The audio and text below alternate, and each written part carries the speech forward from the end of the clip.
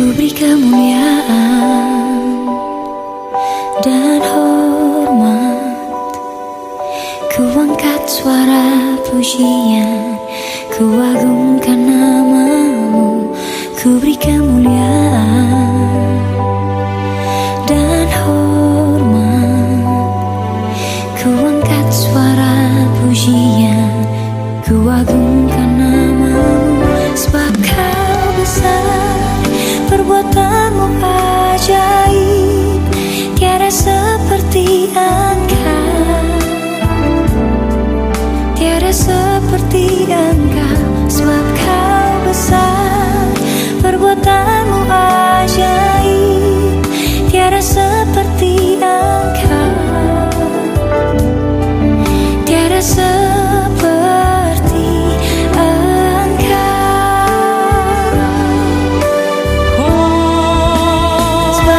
seperti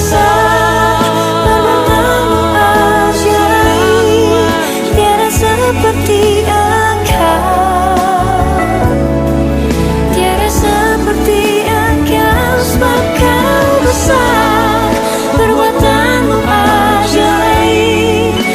seperti Engkau, tiada seperti Engkau,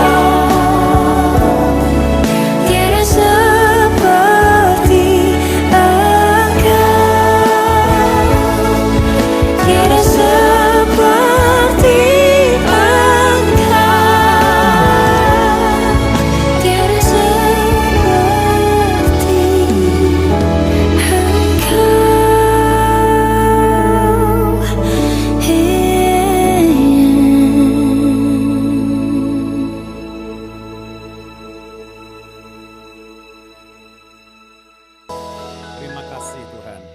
Hadirat-Mu tidak hanya membuat kami bersuka cita.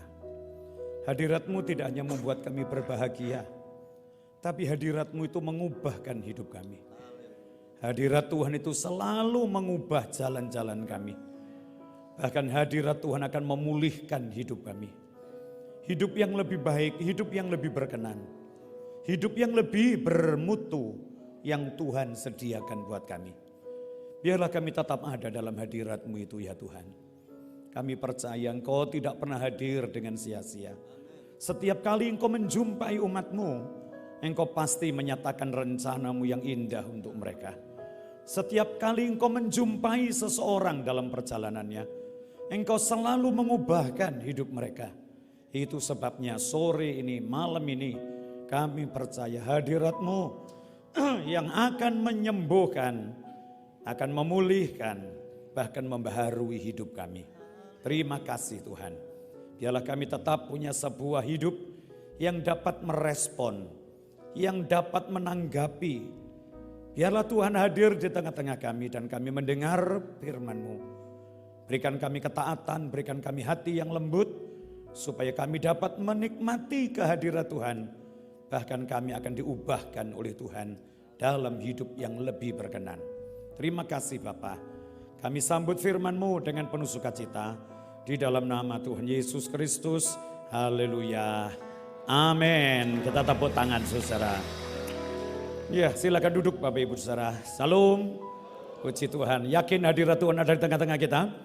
Pasti hadirat Tuhan mengubahkan kita. Saya membaca Alkitab, tidak pernah orang berjumpa dengan Tuhan itu dengan sia-sia.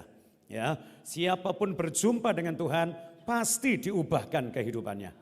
Ya, saya baca setiap orang apapun keadaannya, dia berjumpa dengan Tuhan, dia menikmati perjumpaan itu, dia meresponi Tuhan dengan baik, pasti ada sebuah perubahan. Sebab itu Bapak Ibu Saudara, malam ini saya sampai kepada hal yang kedua yang saya sampaikan kepada saudara tentang sebuah penderitaan Bapak Ibu Saudara ya. Mari kita buka sama-sama dalam kitab Filipi pasal yang kedua, ayat 18 sampai 19. Ya. Filipi pasal 2 ayat 8. Itu sudah kita baca beberapa bulan lalu, tapi kita sekarang ambil bagian yang kedua ya. Filipi pasal 2 ayat yang ke-8. Kita perhatikan sebentar ayat-ayat ini saudara. Mari silakan. Dan dalam keadaan sebagai manusia, Ya. ia telah merendahkan dirinya dan taat sampai mati, bahkan sampai mati di kayu salib. Ya, Bapak Ibu Saudara, beberapa bulan lalu saya sampaikan Pada waktu Rasul Paulus menuliskan surat kepada jemaat di Filipi, Paulus ini memaparkan, Paulus ini membuka sebuah wahana. Ya, Yesus dihadapkannya kepada jemaat bukan sebagai Tuhan yang dalam rangka ini, saya katakan bukan sebagai Tuhan dalam surat ini, tapi Paulus ingin menyampaikan dalam keberadaannya dia sebagai manusia, walaupun dia itu Tuhan. Ya, saya bukan berkata Yesus bukan Tuhan, tapi dalam hal ini loh saudara, dalam satu kalimat ini loh ya, dalam keberadaannya, dalam keadaan sebagai manusia. Jadi waktu Yesus sebagai manusia, waktu Tuhan menjelma seperti saya dan seperti saudara, dalam hidup sebagai manusia, dia tidak hanya mengajar, dia tidak hanya memberikan sebuah hukum, tapi Tuhan itu memberikan sebuah teladan, satu contoh. Ya, sebab itu perhatikan sama-sama, dalam keadaannya sebagai manusia, terus Pak, ayat 8 ulangi lagi. Ia telah merendahkan dirinya. Ia telah merendahkan dirinya dalam keadaan sebagai manusia, walaupun dia adalah manusia yang sangat mulia, manusia yang tidak dapat direndahkan oleh siapapun juga, karena manusia itu adalah sebuah keberadaan yang sesungguhnya dia adalah Tuhan, dia adalah Allah.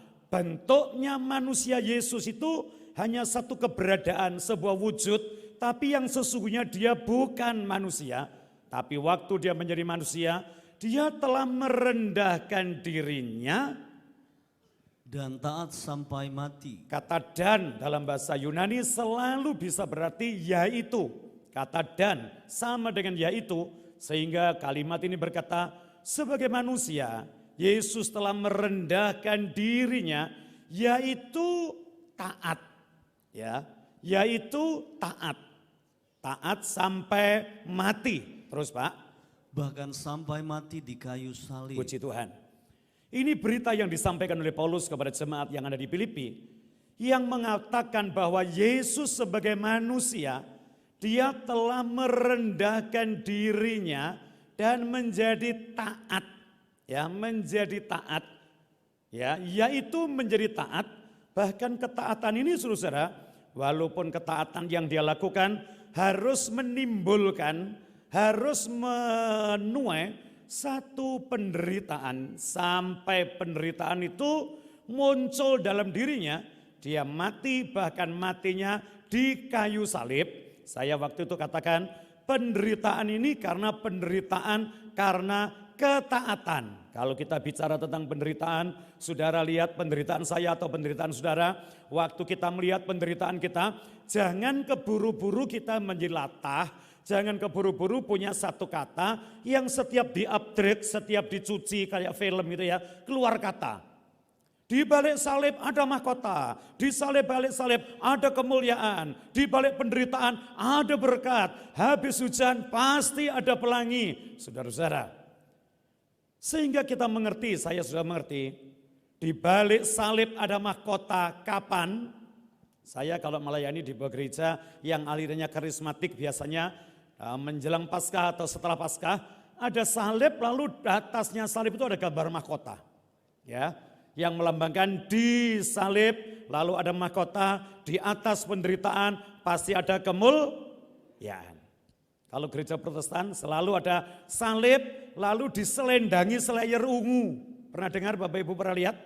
Ada salib terus ada selayarnya warna ungu. Warna ungu warna apa? Warna ungu adalah warna kemuliaan. Sehingga jemaat waktu masuk gereja selalu didoktrin di balik penderitaan itu ada kemuliaan.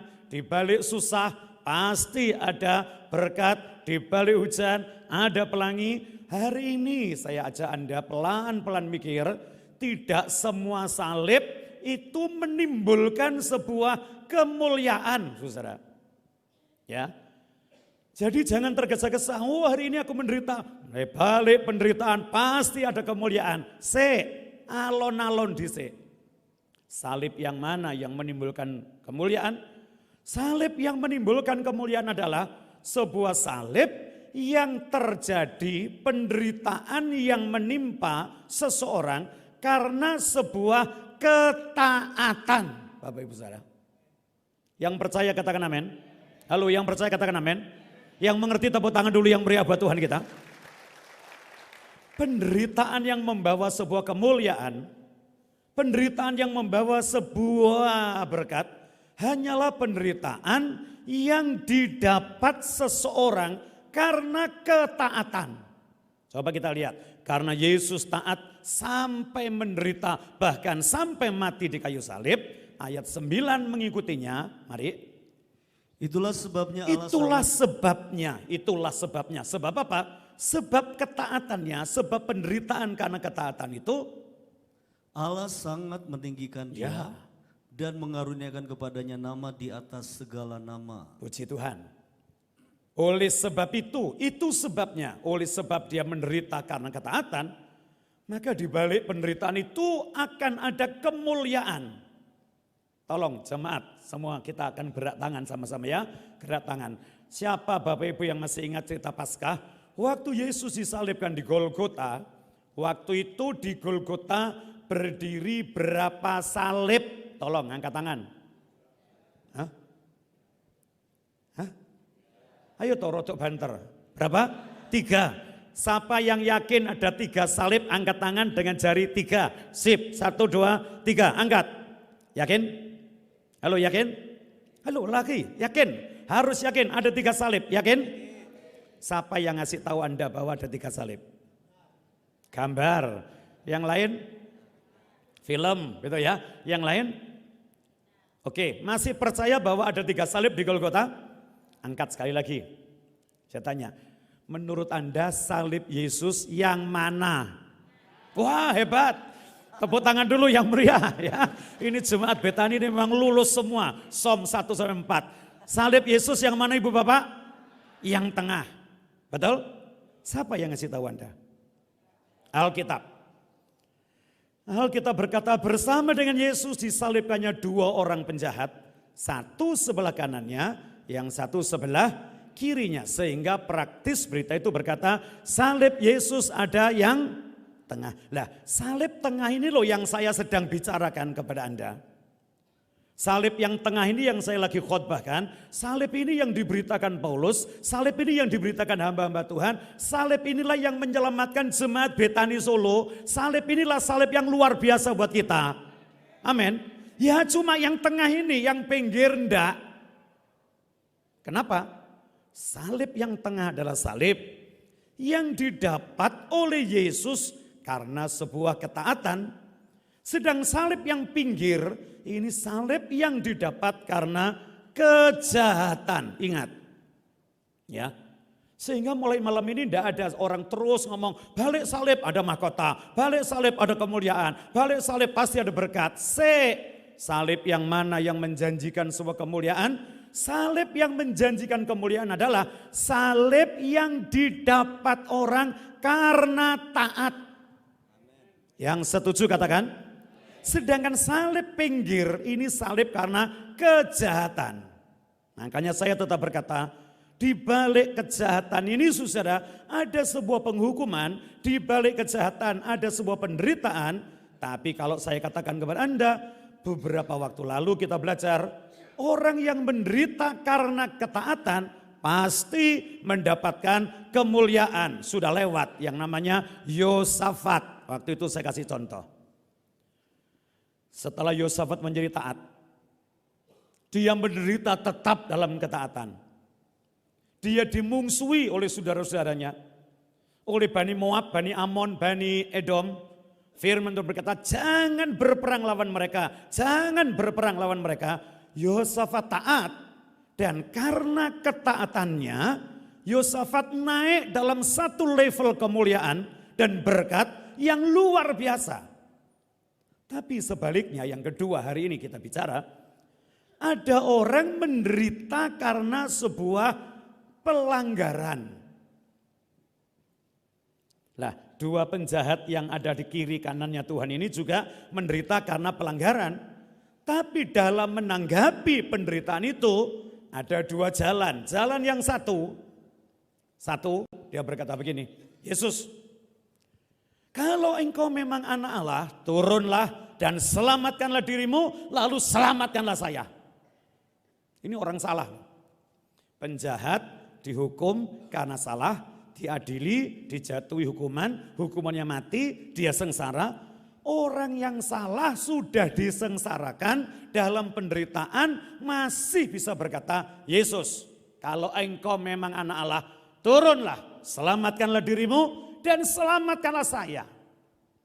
Terobsesi dari mana? Orang yang lewat menghina Yesus, tentara-tentara menghina Yesus, para perwira mengejek Yesus, imam-imam mengejek Yesus. Dia pun terobsesi untuk mengejek Yesus. Kenapa? Semua orang mengejek dia, saya juga mengejek dia. Tidak tahu siapa dia. Dia ini disalibkan, menderita karena sebuah kesalahan. Tapi dalam posisi salah ini, dalam penderitaan, kok ya tidak sadar bahwa dia salah? Halo? Ada enggak saudara orang yang ngeyel kayak begini saudara ya? Sudah menderita karena salah, tetap ngomong aku ora salah. Halo? Ada enggak? Halo, ada enggak? Saya satu kali pelayanan ke penjara. Ya. Sing pimpin pujian itu salah. Waduh, saya wedi tenan saudara ya. Saya duduk di belakang bersama beberapa napi.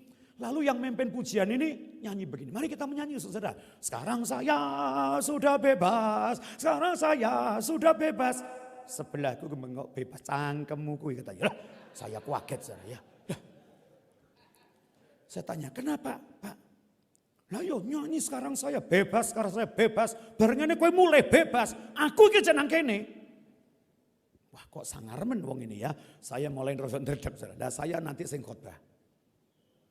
Saya khotbah tentang pertobatan, saya khotbah tentang pemulihan. Setelah itu saya duduk, dia minta didoakan. Om, doa saya om. Yo, kene. Piye ceritane? Apa yang keluar? Saya ini sebenarnya salah. Lah. Hakim itu sing salah. Jaksa sing salah. Penuntut sing salah. Saksi sing salah. Keluargaku ya goblok pisan, salah pisan. Saya ngomong sama dia. Lah kalau begitu sing salah sapa? Kabeh salah. Lah sing ora salah, sajane aku sing ora salah. Nah saya ngomong, lah kowe lek ora salah kok iso mlebu pakunjaran ki piye? Ya mangkane itu hakime sing salah. Saya langsung pamitan. Ya wis engko tak dongakne wong aku ya padha-padha salah kapan-kapan ae ya. Ngeyel wis salah tetep ngomong ndak salah. Ada ndak orang yang begitu tuh Bapak Ibu Saudara? Ada. Dan mana ada pemulihan kalau orang salah tidak pernah melihat dirinya salah. Tapi yang saya tertarik hari ini, ada orang satu lagi di sebelah salib Yesus yang salah lalu didisiplin. Ya, dia kena sebuah masalah dan kesulitan. Dia masuk dalam penderitaan. Dia bisa berkata begini, hei teman, apakah engkau tidak takut juga kepada Allah? Kalau kita ini disalibkan, memang setimpal dengan kesalahan kita. Kalau kita dihukum, memang kita salah. Kalau saya dan kamu melalui sebuah penderitaan, ini karena sebuah pelanggaran. Tapi Yesus yang di tengah ini, dia tidak berbuat salah. Dia sadar dirinya salah. Dia sadar dia punya pelanggaran. Dia perlu pertolongan. Dan dia berkata, Yesus, nanti kalau engkau datang sebagai raja, jangan lupa saya ya. Langsung Tuhan berkata, hari ini juga engkau bersama-sama dengan aku di dalam Firdaus. Perkataan yang keluar dari hati yang sadar bahwa saya salah, itu awal dari sebuah pemulihan. Saudara, yakin ada pemulihan sampai dengan hari ini? Percaya pasti ada pemulihan buat saudara? Yang percaya katakan amin. Yang percaya katakan amin. Ujung pemulihan, awal pemulihan itu adalah sebuah kemampuan untuk melihat diri sendiri bahwa dia salah. Dia insaf akan kesalahannya, lalu dia mengakui kesalahannya. Itu awal dari sebuah pemulihan. Ini karya Roh Kudus yang besar. Kenapa? Kalau roh itu turun atas kamu, kata Tuhan Yesus, roh itu akan menginsafkan dunia supaya dia bisa insaf akan segala pelanggaran dan dosa. Ini yang membuat orang dipulihkan. Roh Kudus, roh pemulih. Bagaimana dia bekerja? Yang pertama kali membuat saya dan saudara sadar saya salah. Coba kita belajar kata-kata itu. Pakai tangan kanan. Semua tangan kanan diangkat, taruh dada. Katakan sama-sama, 2, 3. Saya salah. Lagi, 1, 2, 3. Kalau memang salah, kenapa Anda bisa ngomong saya salah? Beberapa minggu lalu, saya melihat pemandangan yang sangat bagus di sekitar saya, saudara. Setiap orang ketemu dengan orang itu selalu ngomong, aku salah. Aku mohon maaf. Maaf lahir batin. Sampai saya bertamu kepada teman saya. Bapak itu dulu keras orang karu-karuan. Waktu dia duduk pada pagi itu, anaknya datang ke depannya dia, mengakui salah. Dalam bahasa Jawa dia berkata, Pak, kulo ngaturaken sedoyo kelepatan kulo. Bapak itu biasanya lek anake ngomong ngono, iso ngene, mangkane lek kowe salah iki nyadarono, aja ngengkel ae. Salah yo salah, salah yo salah. Kali itu ndak ya saudara. Tak wasne ya, anake ngomong, Pak, kulo ngaturaken sedaya kelepatan kulo. Bapake ngomong ini, iya ngger. Wong tuwa akeh lupute ora liwat wong nom sing gedhe pangapurane. Kabeh dosa lan salah ayo ditebus ana ing dina riyaya. Mugi Gusti paring berkah kanthi mulya kowe lan keluarga saiki nganti saklaminyo. Kok apik men to. Biasane metu wenteng-metenteng. Sito anake ngakoni saya salah. Saya ketemu teman saya lagi yang sudah lama ndak ketemu. Dia berkata, "Hei, piye kabare? Api-api. Hei, maaf ya lahir batin ya. Pira-pira luputku sepurane sing akeh." Ya. Saya pergi lagi ke sebuah tempat. Ora kenal wonge itu ngomong, "Pak, sepurane sing kathah nggih." Karena wong Jawa Timur, "Pak, sepurane sing kathah." Saya ini batin, "Kapan kowe kenal aku kok njaluk sepuro?" Betul ndak saudara ya? Lah itu salahmu ki opo? Halo? Halo, betul? Pada waktu saya melihat kondisi situasi seperti itu, saya punya pikiran, kalau ini terjadi setiap waktu, ndanio api masyarakat kita ini. Amin. Di luar negeri agaknya lebih terjadi. Kesenggol didik mesti ngomong, sorry, I'm sorry. Betul ya? Halo Bapak Ibu ya. Kalau kita disenggol orang, oh sorry, I'm sorry. Oke, no problem. Seminggu kemudian saya ketemu pemandangan di bawah lampu merah. Saya di mobil, ada 2 sepeda itu, sepeda motor jejer. Sito ngomong ini, "Lapa nguasno aku?" "Lapa nguasno aku?" Aku ya takon dong, wong diwasno kok takon. Yang satu ngomong, "Ya kalau apa-apa diwasno tok kok lapa sih wong nguasno tok kok." Loh. Duwe moto ya geng nguasno. Sito meneh. "Tapi aja mendeli aku. Sapa sing mendeli ancen motoku gede?" katanya ya. Tuh gue eger nang dalan itu saudara ya. Iki mang opo perkorone saudara ya. Coba kita lihat. Coba ini loh. Itu suasana saya renungkan kalau itu terjadi di antara keluarga kita, di antara jemaat, di antara persaudaraan kita. Betapa indahnya kalau kita didasari satu hati yang sungguh sadar. Dalam semua kesalahan, saya sadar dan saudara sadar, kita bisa berkata, aku salah. Tahu, habis itu makan. Biasanya disuguhi sego, kali ini disuguhi kupat. Halo, siapa pernah makan kupat? Halo, pernah? Apalagi Jawa Tengah, waduh tahu kupat, betul ya? Saya besok akan makan itu tahu kupat Magelang. Ya, tahu kupat. Apa toh kupat itu saudara? Kupat itu keluar setiap kali hari-hari pemaafan, hari mohon maaf. Kupat itu basa Jawa, kirata basa. Kupat itu tako kembung, kula lepat. Kula lepat. Apa itu kula lepat? aku salah. Diharapkan orang itu sambil makan kupat itu eling, kulo lepat, aku salah.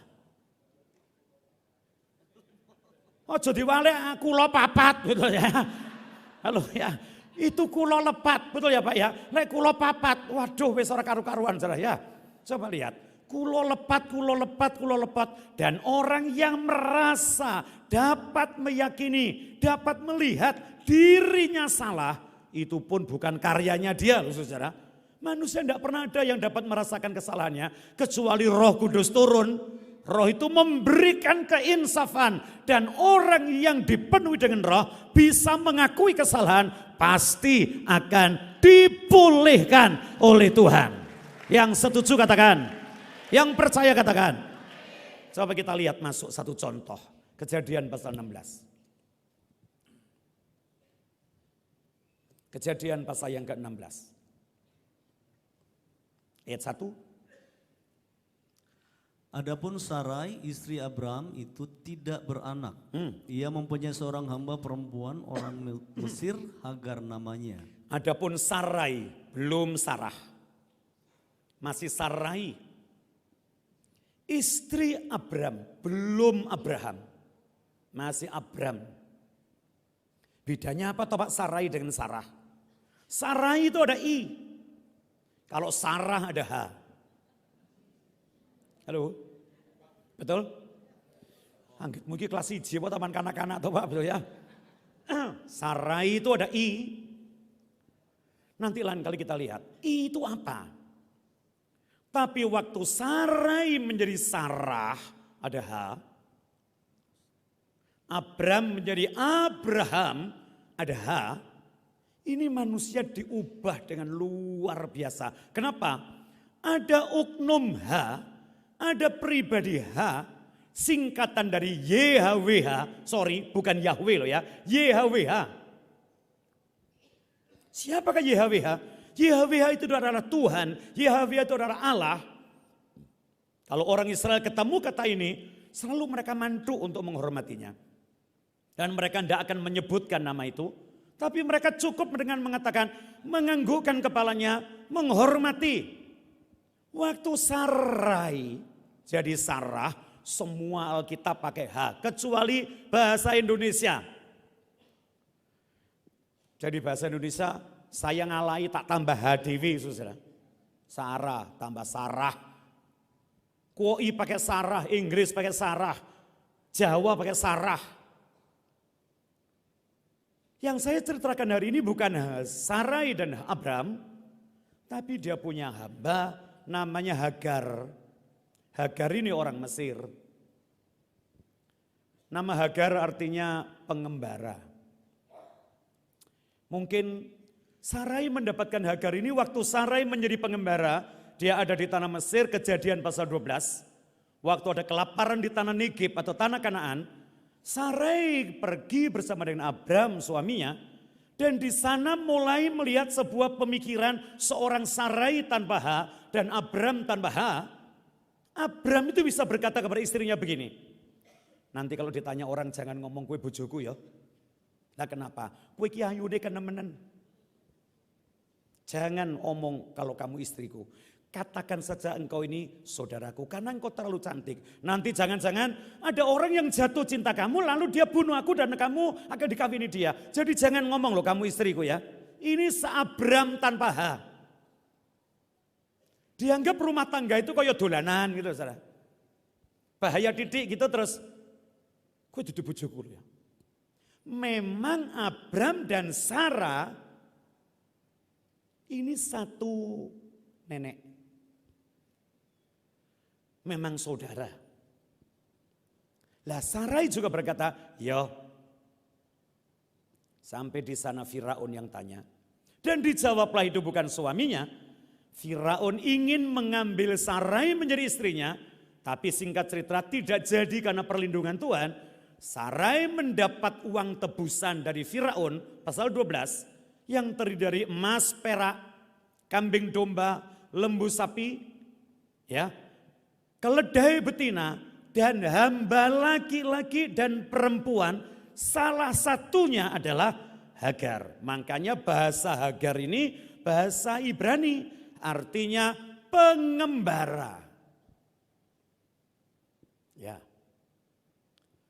Dia sebagai seorang budak yang dibawa oleh Abram menuju tanah Negeb.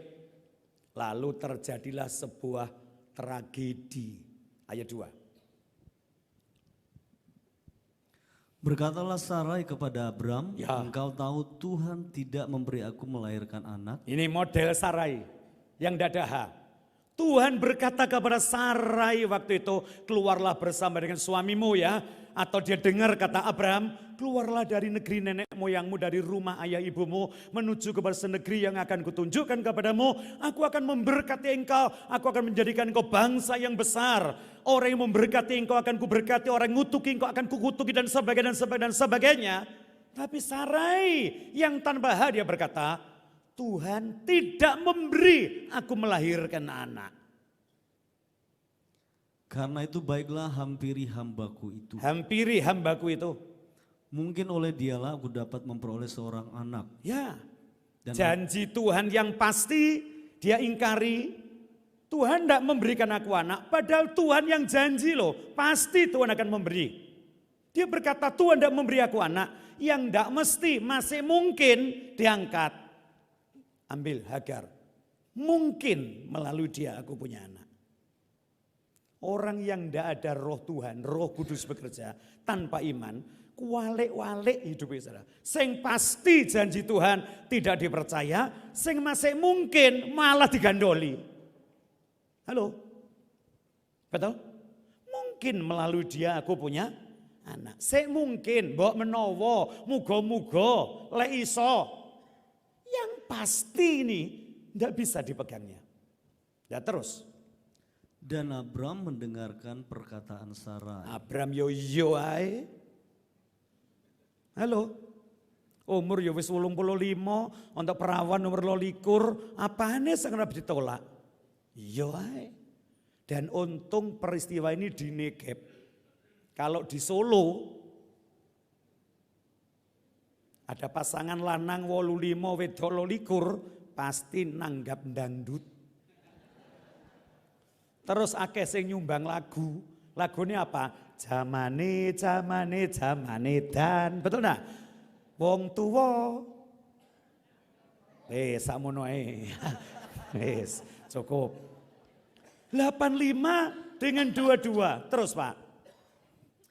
Jadi Sarai istri Abram itu mengambil Hagar hambanya orang Mesir itu. Terus. Yakni ketika Abram telah 10 tahun tinggal di tanah Kanaan. Ya, pada waktu itu Abraham telah 10 tahun tinggal di tanah Kanaan, sehingga umur Abraham sudah 85, Hagar kira-kira 22 tahun lah gitu ya. Kalau seorang anak budak di bawah umur 12, biasanya setelah dicap dia sebagai seorang budak, 10 tahun kemudian ya 22 lah sampai 27 kira-kira begitu ya. Lanjut Pak. Lalu memberikannya kepada Abram suaminya untuk menjadi istrinya. Ya. Terus. Abram menghampiri Hagar lalu mengandunglah perempuan itu. Abram menghampiri Hagar lalu mengandunglah perempuan itu. Ketika Hagar tahu bahwa ia mengandung, maka ia memandang rendah akan nyonyanya itu. Iya, ini persoalan mula-mula. Ini penyebab permulaan. Ketika Hagar mulai mengandung, dia memandang rendah nyonyanya itu. Kata memandang rendah itu adalah sebuah wakil dari kata kesombongan, saudara. Sebagai seorang hamba yang taat dari waktu dia ikut Sarai sampai pada titik yang demikian jauh. Sampai disuruh apapun juga dia taat, dia taat, dia taat. Sampai perintah yang tidak mungkin dapat dilakukannya. Dia menjadi taat dalam penderitaan. Tidur sama Tuhan ya. Nggih ndoro, nggih. Engko lek kowe meteng kuwi dudu anakmu lho ya. Kuwi anakku lho ya. Nggih. Bayangkan saudara. Seorang wanita muda suruh tidur dengan pria umur 85. Ini sudah beban mental yang luar biasa. Tapi dalam hal begitu Hagar adalah hamba yang taat. Ya, inggih. Engko lek sang kowe kudu meteng lho ya. Nggih, engko lek wis meteng iki dudu anakmu lho, anakku lho. Agaknya Hagar waktu itu dianggap koyok cidaan gitu saudara. Aku serasa meteng orang duwe anak. Ya, aku serasa weing. Iki teko bojoku kono benih diselen nang kandunganmu, lek wis dadi metu kiteku lho ya. Coba lihat saja. Ini sebuah perintah yang tidak mungkin ditaati oleh orang lain sampai zaman ini. Tapi toh pada waktu itu Hagar memberikan sebuah contoh yang disebut dengan contoh ketaatan. Nurut, manut, sayang. Pada waktu dia manut, sampailah kepada suatu peristiwa. Ketaatan itu sirna karena kerasukan dengan sebuah sifat yang namanya kesombongan. Coba kita baca kitab Amsal 18 ayat 12. Ini penghancur kehidupan seseorang yang namanya kesombongan ini saudara. Tinggi hati mendahului Tinggi hati mendahului kehancuran. ya. Tetapi kerendahan hati mendahului Tapi kerendahan kehormatan. hati itu mendahului kehormatan. Ulangi lagi Pak. Tinggi hati mendahului kehancuran. Ya. Tetapi kerendahan hati mendahului kehormatan. Puji Tuhan. Kapan tinggi hati ini muncul? Tidak seorang pun dapat menyadarinya loh Bapak Ibu Saudara. Sebab itu saya merasa, saudara merasa berapa banyak hamba-hamba Tuhan. Semua orang dimulai dari pelayanan. Nurut, manut, manut, manut, nurut, nurut. Tidak tahu kejeglong apa. Muncul itu kesombongan. Langsung menjadi orang yang tidak dapat taat. Bahkan dia menjadi tinggi hati. Halo? Halo? Amin? Saudara pernah enggak lihat model begini saudara? Orang dimulai dengan ketaatan, kerendahan. Tuhan pimpin, diangkat.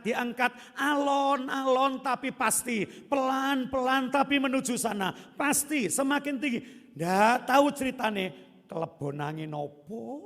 Yang pasti saya katakan angin kesombongan. Yang membuat dia lupa diri. Sehingga dia tidak lagi taat kepada Tuhan. Muncullah kesombongan. Dan kesombongan awal kehancuran. Tapi kerendahan hati adalah awal dari kehormatan. Tepuk tangan dulu yang meriah buat Tuhan kita. Saya pikir bukan hanya karena dia hamil. Kalau toh dia hamil tapi tetap dalam ketaatan. Tidak ada peristiwa ini. Pembuat masalah sesungguhnya adalah kesombongan. Kembali kepada kejadian. Apa yang terjadi kemudian Pak? Lalu berkatalah Sarai kepada Abram. Berkatalah Sarai kepada Abram. Penghinaan yang kuderita ini adalah tanggung jawabmu. Ya, penderitaan ini adalah tanggung jawabmu, kata Sarai. Akulah yang memberikan hambaku ke pangkuanmu. Ya. Tetapi baru saja ia tahu bahwa ia mengandung. Aku yang memberikan dia ke pangkuanmu. Segera setelah dia tahu dia hamil. Bapak Ibu jangan berkata mujizat loh ini Pak. Cik di pangku kok meteng. Bukan saudara ya. Ini di pangkuanmu itu maksudnya menjadi istrinya. Aku yang mempersembahkan dia ke pangkuanmu. Setelah dia hamil. Terus. Ia memandang rendah akan aku. Ya. Tuhan kiranya yang menjadi hakim antara aku dan engkau. Nah coba lihat. Tadi dalam keputusan ngasih Hagar kepada Abram. Ndiono Tuhan dilibatkan. Iki aku rasa meteng. Piye ya kowe saiki karo kene ben kene meteng. Lah dhek meteng dadi anakku. Ya. Abraham jaman ya. Ya ndak ada itu Tuhan dilibatkan. Bareng wis kacau balo, atine galo grewegeten ngomong apa? Tuhan jadi hakim antara aku dan engkau. Tuhan ngomong apa? Lah melu apa aku? Amin. Kayak saudara saya juga manusia umumnya. Terus kepuingin Tuhan ditinggal. Utang. Ora sembayang. Waya dituage utang ora sembayar. Sembayang Tuhan. Tolong Tuhan ngomong. Kowe utang ora pamitan. Saiki bayar. Halo. Kadang-kadang kita merasa hidup ini sudah ambil keputusan Tuhan tidak ikut. Setelah dapat satu penderitaan Tuhan katut. Inikah seorang yang ada H? Bukan, ini I. Mari kita libatkan Tuhan dalam setiap keputusan kita. Yang setuju katakan. Nek maju itu ya ambil keputusan. Tuhan ora dijak omong. Lanjut. Kata Abram kepada Sarai, Kata Abram kepada Sarai. hambamu itu dibawa kekuasaanmu. Lah kuwi hambamu tu milikmu, tekmu, kowe sing duwe kok dalam kekuasaanmu. Perbuatlah kepadanya apa yang kau pandang baik. Ene opo mbok nggo repot. Lakukan saja apa yang kau mau. Iku hakmu. Ideken ya ora apa-apa. Patenono ya ora dosa wong tekmu. Aja ngurut-nguruti aku. Terus, Pak. Lalu Sarai menindas Lalu Hagar, Sarai menindas Hagar. sehingga ia lari meninggalkannya. Nah, ini loh masalah yang sesungguhnya. Masalah ini sebenarnya bukan jahatnya si Sarai atau bagaimana kelakuan si Hagar. Yang membuat Hagar ketindas hanyalah kesombongan. Apa Bapak Ibu? Yang keras apa Bapak Ibu? Sehingga dia ditindas sampai tidak kuat dalam penindasan, dia minggat. Dan dia pikir lari dari sebuah penderitaan itu jalan keluar. Banyak orang menghadapi penderitaan, tidak mau menghadapinya, dia tinggalkan penderitaannya. Basa Jawa nih minggat. Nah coba kita lihat nasib wong minggat itu kepiye. Mari Pak. Lalu malaikat Tuhan menjumpainya dekat suatu mata air di padang gurun. Malaikat Tuhan dalam bahasanya perjanjian lama kejadian mungkin belum ada malaikat sebagai maleak, sebagai utusan. Tapi ada kata Tuhan, malaikat yang mewakili bentuk penampakan Tuhan yang seringkali disebut dengan kata Theophania. Tuhan menjumpai Hagar. Di mana dia jumpai Pak? Di mata air di padang gurun, yakni dekat mata air di jalan ke Syur. Cukup, lihat saya. Mesti nilai Hagar tuh mikir, minggat karo mikir. Tapi rata-rata wong minggat ki ora mikir. Halo, siapa yang pernah minggat? Siapa yang tahu tentang kata minggat? Kok pernah minggat sampean? Ada saudara yang pernah minggat? Ada. Minggat tuh enggak mikir. Keputusan di tengah-tengah persoalan, di tengah-tengah tindasan, itu selalu kalau enggak, rata-rata kalau enggak, kebanyakan keputusan di tengah-tengah tindasan salah. Makanya Tuhan berkata waktu murid-murid mendayung, dia berkata, hei ini aku, diam, dan tenanglah. Diam artinya jangan melakukan apa-apa, tenanglah artinya jangan ambil keputusan apa-apa. Kenapa? Keputusan orang tertindas seringkali salah. Amin. Halo amin. Kalau mau minggat tenan pulang ke Mesir dari Negeb, harusnya dia ke barat. Terus padang gurun Negeb habis menuju padang gurun Yudea sekarang. Terus turun ke jalur Gaza sampai Gaza. Sampai Gaza ada kota-kota Filistin, ada Askelon, Ayalon, Timna dan sebagainya ke selatan. Lalu terus padang gurun Sin menuju ke barat. Waktu itu terusan Suez belum digali. Pasti mereka masuk Mesir ketemu dengan negaranya. Jalan inilah yang dilewati anak-anak Yakub beli gandum. Tapi Hagar wong jenenge minggat, mana ono wong minggat mikir. Langsung ke selatan menuju padang gurun Syur. Kalau sudah kecemplung padang gurun Syur, menuju kota kuno namanya Kades Barnea, masuk lagi ke padang gurun Sinai, bubar, tidak akan ketemu orang di sana. Untung Tuhan itu penuh kasih dan karunia. Berikan tepuk tangan dulu yang meriah buat Tuhan. Puji Tuhan, saya dan Anda tidak rugi kenal Tuhan. Yang setuju katakan amin.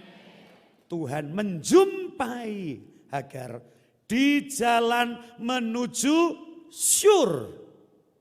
Terus Pak. Katanya, Hagar hamba Sarai. Hei Hagar, bukan Hagar istri Abram. Tetap Hagar hamba Sarai.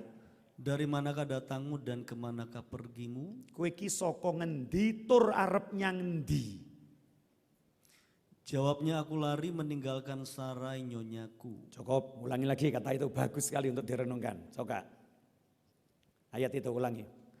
Katanya, Hagar hamba Sarai, dari manakah datangmu? lihat tangan saya. Dari mana datangmu? Dan kemanakah pergimu? Kemana pergimu? Lihat saya ya. Dari mana datangmu? Kemana pergimu? Ini manusia yang sejati yang tahu itu. Di Solo itu kalau ada wayang, baik wayang wong atau wayang kulit. Satria ketemu satria. Sing ditanya apa? Hei satria bagus, saka ngendi sangkanmu, nyang ndi paranmu? Betul? Hei Pak, Bu, betul? Senajan cowok sing takon buta cakil welek ora karo-karuan, sing ditakoni satria bagus, hei satria bagus, sapa jenengmu, saka ngendi sangkanmu, nyang ndi paranmu? Ora enek satria, hei satria bagus, bojomu piro? Ndak ada. So. Apa anakmu ana sing gedhe wisan? Sing barep kelas piro? Pewayangan itu memberikan sebuah ilmu sejatine urip. Menungso itu saka disangkane menyang diparani. Ya. Saudara mesti ngerti loh ini sebagai orang percaya. Awake dewi kita kondi, arepe nyang ndi, kata Tuhan, kamu bukan berasal dari dunia. Sebab itu kamu tidak sama dengan dunia. Yang percaya katakan, kamu berasal dari Bapa. Yang setuju katakan, kemana engkau pergi? Kepada Bapa. Wong minggat ora sampai samono pikirane. Kowe teko ndi Hagar? Arepe lu ngondi? Jawab piye, Pak? Ayat sebelumnya tadi. Ya. Jawabnya, aku lari meninggalkan Sarai. Aku lari meninggalkan Sarai nyonyaku. Lah terus kowe arepe nyang ndi? Ndak jawab. Lihat. Orang itu kesusu ambil keputusan dalam penderitaan. Sing jenenge minggat kuwi Mang Saudara. Orang minggat tuh nasibe punya masa lalu, ndak punya masa depan. Punya tempat yang ditinggalkan, ndak ngerti tujuan. Ada kenangan, ndak tahu ada pengharapan. Ada masa silam, ndak ada masa depan. Itu wong minggat. Amin. Tapi usun. Anak disenen didik, minggat. Pengerja diiling didik, minggat. Pelayan ditegur didik, minggat. Beyo, kok penak men lo minggat. Minggat itu punya masa lalu, ndak punya masa depan. Punya kenangan, ndak punya harapan. Punya sesuatu tempat asal, ndak punya sebuah tujuan. Hagar berkata, aku lari meninggalkan nyonyaku. Mungkin Hagar wadul ditindes malaikat. Ora kuat pisan. Lah kowe arepe nyang ndi? Mbuh. Maju dikit. Lalu kata malaikat Tuhan itu kepadanya. Lalu kata malaikat itu kepada Hagar. Kembalilah kepada Kembalilah kepada nyonyamu. Biarkanlah engkau ditindas di bawah kekuasaan. Lagi Pak. Apa kata malaikat itu Pak? Kok rodo-rodo model koyo rodok kleru, jajal. Sekali lagi Pak. Kembalilah kepada nyonyamu. Balik kepada nyonyamu. Biarkanlah engkau ditindas. Tutukno kowe ditindas. Di bawah kekuasaannya. Lihat. Ini awal pemulihannya Hagar. Kalau saudara saya doakan, saudara dalam penderitaan, terus saya berkata, Tuhan memberkati engkau, hari ini engkau dapat pertolongan, dan Tuhan berkata, sabar, pertolongan Tuhan ada padamu, diam sejenak, tidak lama lagi engkau pasti dipulihkan, haleluya, Tuhan memberkati engkau. Anda ngomong apa? Amin. Terus cerita apa keluar? Genah pendeta niki. Apik tenan. Adem hatiku. Raine orang ganteng tapi tenan, anteng tenan. Dedek ora sepiro, mek urapane wah. Jajal lek saya sembahyang untuk Anda. Kenapa toh Cik? Susah kowe rampak sampai ndak betah aku nih urip. Ayo sembahyang.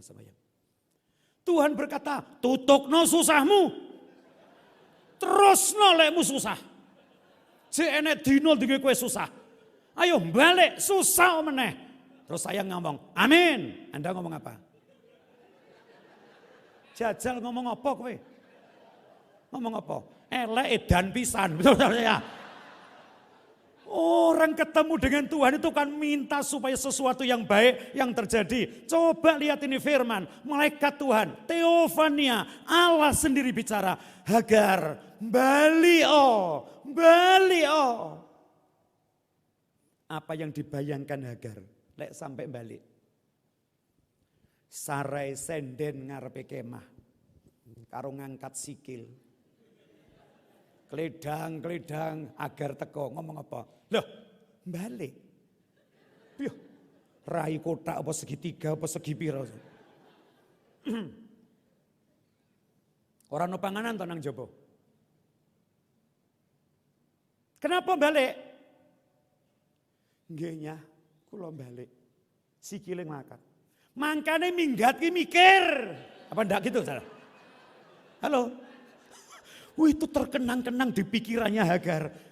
Minggat ki mikir. Tapi orang minggat enggak pernah mikir. Keputusan di tengah-tengah penderitaan sering kali salah. Tapi yang saya tahu, Hagar ini memulai sebuah kehidupan. Dia balik. Ayat berikutnya menuliskannya Hagar melahirkan di rumah Abram. Berarti Hagar kembali. Hari yang menentukan hidupnya Hagar adalah waktu dia berjumpa dengan Tuhan. Tuhan berfirman, dia mentaatinya, berat atau tidak berat, dia taat balik. Yesaya 30 ayat 2, tolong lihat sebentar. Masih ada waktu sedikit. Yesaya 30 ayat 2. Yang berangkat ke Mesir dengan tidak meminta keputusanku. Ya. Untuk berlindung pada Fir'aun dan untuk berteduh di bawah naungan Mesir. Lanjut. Tetapi perlindungan Fir'aun akan memalukan Ya. kamu. Dan perteduhan di bawah naungan Mesir akan menodai kamu. Lanjut Pak. Sebab sekalipun pembesar-pembesar Yerusalem sudah ada di Soan. Ya. Dan utusan-utusannya sudah sampai ke Hanes. Sekalian ia akan mendapat malu karena bangsa itu tidak dapat memberi faedah kepada mereka. Anda mau lari kemana kalau tidak lari kepada Tuhan? Anda mau minggat kemana kalau tidak kembali kepada hadirat Tuhan dan menerima kasih-Nya? Terus Pak. Dan tidak dapat memberi pertolongan atau faedah melainkan hanya memalukan bahkan mengaibkan mereka. Ini loh. Anda mau kemana kalau temu pertolongan? Kalau Anda mau ke Mesir kayak Hagar, oleh opo, saudara? Perhatikan itu ayat. Waktu Hagar mulai ambil keputusan kembali kepada Sarai, bukan Sarai yang jadi pertimbangannya. Pertimbangannya satu, aku balik karena Tuhan sing ngongkon. Lendak Tuhan ngongkon aku ora balik.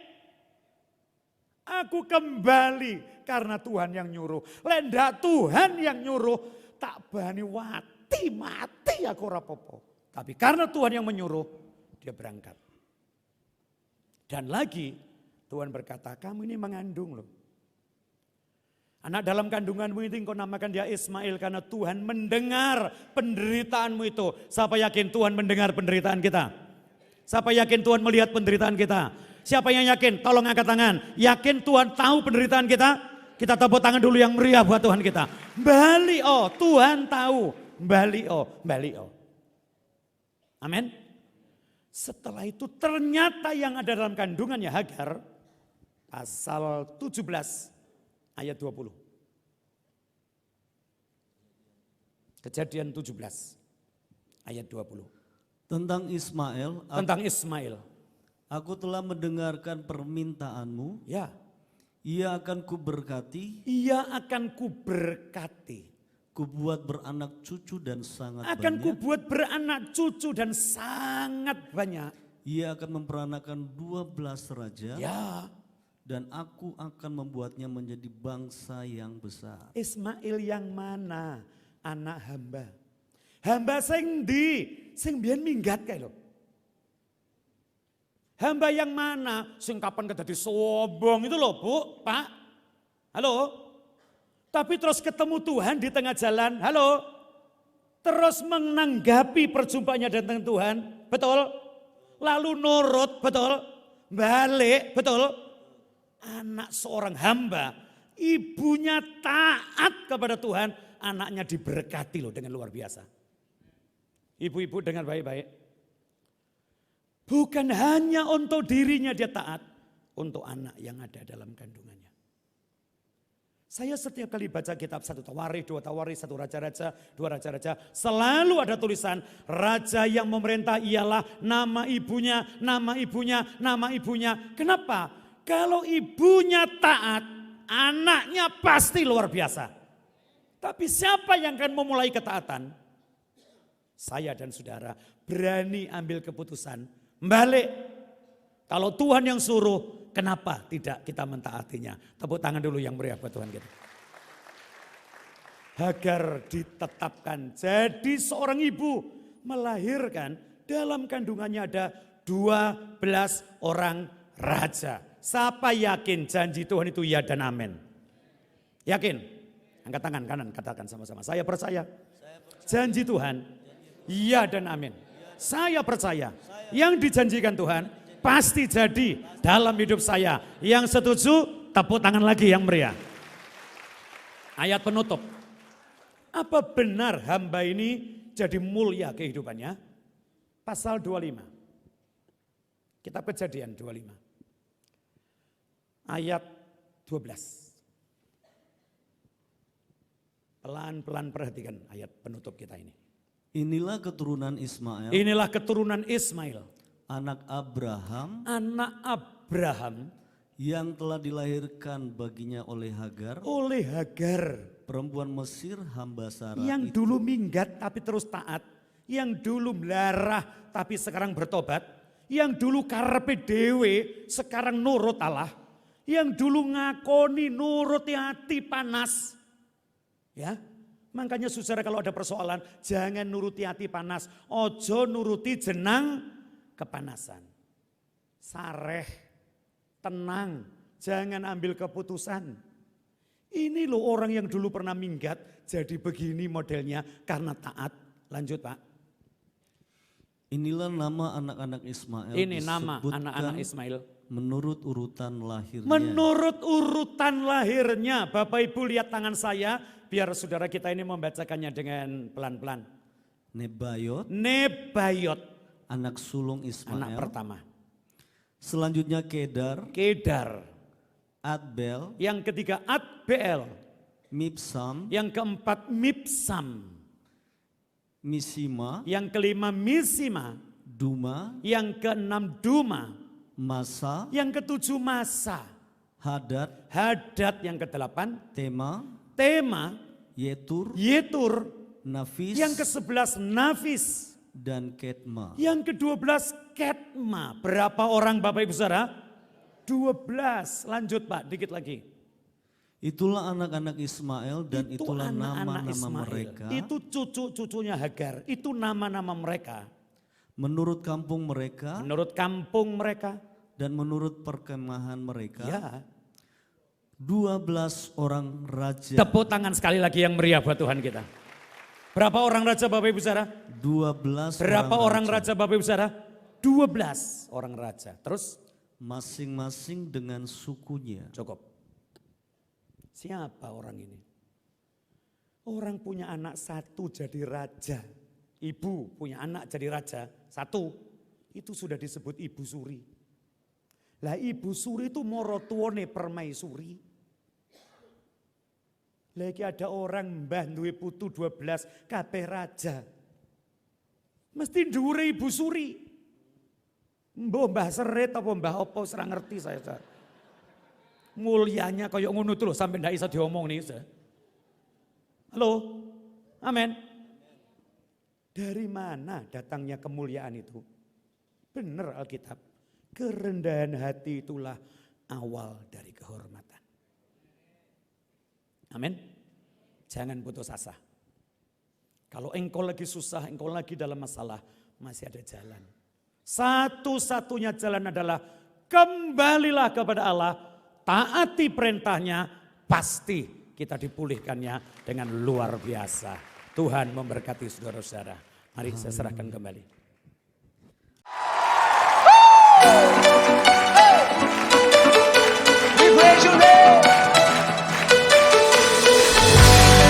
Tepuk tangannya mana buat Allah kita, come on.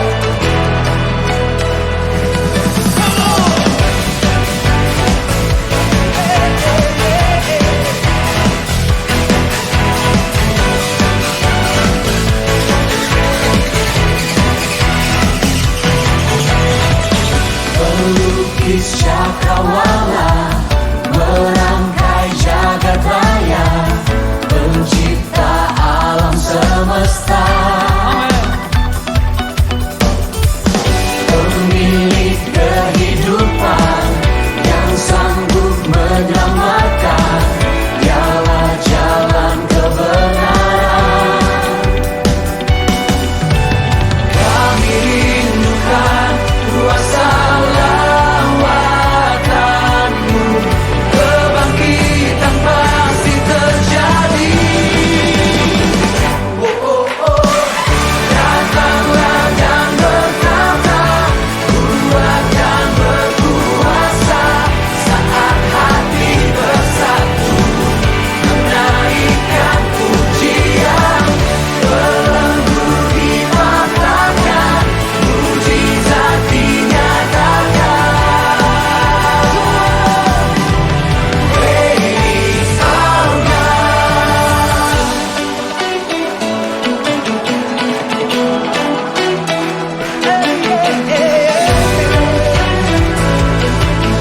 Pemilik kehidupan, hanya Yesus Tuhan. Pemilik kehidupan sanggup menyelamatkan, dialah jalan kebenaran. Kami rindukan kuasa-Mu. Kami rindukan kuasa lawatanmu, kebangkitan pasti terjadi. Oh, oh, oh. Datanglah dan berkata, kuat dan berkuasa, saat hati bersatu, menaikkan pujian, belenggu dipatahkan, mujizat dinyatakan.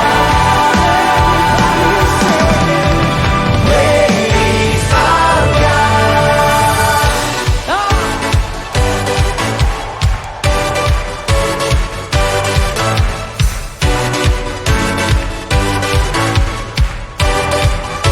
Come on, make some noise.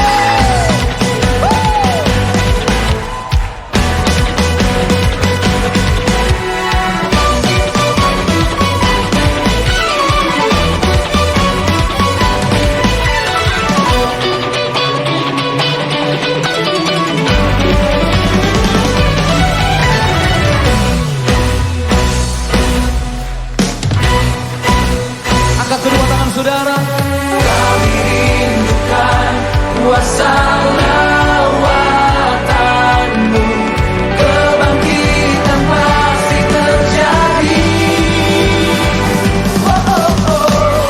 Datanglah dan berkata, kuat dan berkuasa, saat hati bersatu, Pujian yang terbaik. menaikkan pujian, belenggu dipatahkan, mujizat dinyatakan. Praise our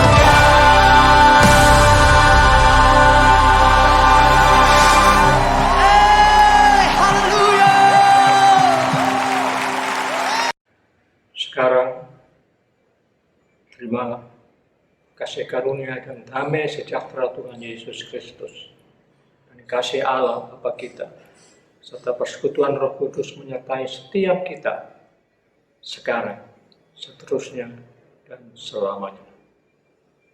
Amin.